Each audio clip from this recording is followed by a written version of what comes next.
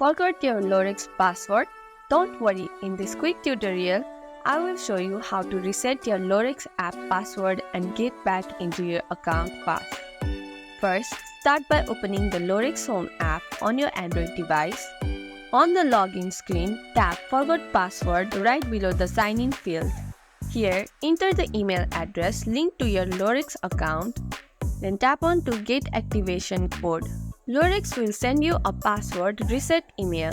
Now, go to your email inbox and look for a message from Lorex. Click the reset link inside and follow the step to create a new password. Here, you will be able to enter your new password, enter your verification code, and reset the password. After updating your password, return to the Lorex app and sign in with your email and new password. You are all set. And that's how you reset your Lorex password. If this video helped, don't forget to like, subscribe, and hit the bell icon for more helpful tutorials. Got any questions? Drop them in the comment below. Thanks for watching, and I will see you in the next video.